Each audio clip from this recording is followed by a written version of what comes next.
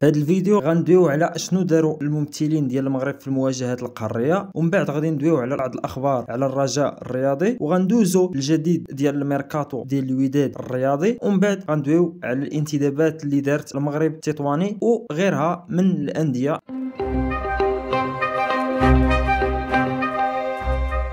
نبداو. تغلب فريق الرجاء الرياضي على الحرس الوطني من النيجر بهدفين مقابل هدف، ذهاب الدور التمهيدي الاول لدوري ابطال افريقيا بهدفي زيلا وبوغرين. ايضا المكتب المسير لفريق الرجاء الرياضي تلقى جواب من المجلس البلدي بالجديده يؤكد تعذر منحه من الترخيص لاستقبال فريق الحرس الوطني من النيجر بالنظر للبرنامج الاعدادي للموضوع من طرف فريق الدفاع الحسني الجديد، علما ان المسؤولين ديال الرجاء الرياضي كيتسناو القرار ديال الكاف بشان المصادقه على ملعب العربي الزاولي. يعني الا جات اللجنه اللي غتشوف التيران وغتصادق عليه في هذا الاسبوع، فراها في النهايه ديال هذا الاسبوع غادي تجرى المباراه على الارضيه ديال العربي الزاولي، وفي حاله ما جاتش فغادي يقلب الرجاء على ملعب اخر. فيما اتحاد توارقه تعادل سلبيا بالرباط امام راسين كلوب الايفواري قبل لقاء الاياب بابيجان. بالنسبه لنهضه بركان فراها معفيه من هذا الدور التمهيدي. بالنسبه للممثل الثاني للمغرب في دوري ابطال افريقيا فراه الجيش الملكي غادي يواجه ريمو ستار من نيجيريا. المباراه راه كتجرى الان في هذا الوقت فاش كنسجل الفيديو. تنتمنى واحد الموافقه للجيش الملكي. ندوزو للميركاتو ديال الوداد الرياضي. جلس رئيس الوداد الرياضي مع اشرف هرماش، ولكن الجلسه شهدت عدم توصل لاتفاق بين الطرفين وصلت لطريق مغلق، علما ان المكتب ديال الماس كيحاول حتى هو يقنع اللاعب بالتراجع عن الذهاب والعوده للفريق، لانه اللاعب حاليا راه حر من طرف واحد. ايضا سافر هشام ايتمنى للبرازيل معيه رولاني موكوينا باش يتفاوضوا مع واحد المتوسط ميدان تم تداول الاسم ديالو مؤخرا ومهاجم كلاسيكي اخر. وتفرج ايتمنى ورولاني موكوينا في مباراه الدوري البرازيلي فلومينينسي وكورينتيانز البارح. ايضا كانت هناك جلستين بين الوداد الرياضي والشاذلي، الاولى وصلت لطريق مغلق، لكن الثانيه شهدت واحد التقدم ملحوظ في المفاوضات بين الطرفين، علما ان وكيل اعمال اللاعب تشبت ببعض الامور الماليه المعقده واللي رفضها رئيس النادي نظرا للوضعيه الحاليه للفريق الاحمر، واهمها ملف رفع المنح لتسجيل الصفقات. الوداد عنده اتفاق نهائي سابق مع لو هافر الفرنسي، كاين اتفاق على جلسه اخرى في السيمانه الجايه بعد العوده ديال الشاذلي من فرنسا حسب المتفق عليه في الجلسه الثانيه. غتكون جلسه توقيع بشكل رسمي على العقود. الاتصالات باقه بين الوداد الرياضي وحيمود، جلسه بين الطرفين السيمانه الجايه باش يتجدد العقد الموسمين حسب المتفق عليه شفهيا. الوداد الرياضي تواصل مع لاعب المغرب التطواني بادجي، لكن المتطلبات الماليه للوكيل اعماله السنغالي جعلت اداره النادي توقف المفاوضات، علما ان موكوينا حاط اللاعب كهدف ثانوي ما كيعولش عليه انه يكون المهاجم الاساسي الموسم المقبل. باقا الامكانيه ديال انه ينتقل اللاعب للوداد. الوداد الرياضي غيضيف تقريبا ما بين 4 6 صفقات في هذا الموسم الصيفي الحالي، وقدر يستمر سوق الانتقالات داخل القلعه الحمراء حتى النهار الاخر في الميركاتو. اهم المراكز مهاجمين، مدافع ايمن احتياطي، متوسط ميدان دفاعي. المكتب المسير للنادي قرر عدم انفاق اموال طائله في الصفقات الثانويه عكس الصفقات المطالب بها بشكل اساسي، فيما مهدي مفتاح فسخ العقد بالتراضي مع الوداد الرياضي. بالنسبه للميركاتو ديال المغرب التطواني، بعد الانتداب ديال المدرب داليبور ستارز فيكش تم الانتداب ديال محمد الشيخي، عماد الرحولي، محمد الفقيه، رضا الهجوج. فيما انتقل مروان الهدهودي للنادي الدفاع الحسني الجديدي لموسمين رياضيين. هيثم منعوت لاعب جديد لنهضه بركان لغايه صيف 2028 بعد الشراء ديال العقد ديالو من نادي اتحاد توارقه. اللاعب بعد ما كملت الالعاب الاولمبيه والعطله ديالو وقع على العقود بشكل رسمي. وقع على حسن دحدوح عقد جديد مع الشباب الرياضي للسوالم بامتيازات ماليه جديده.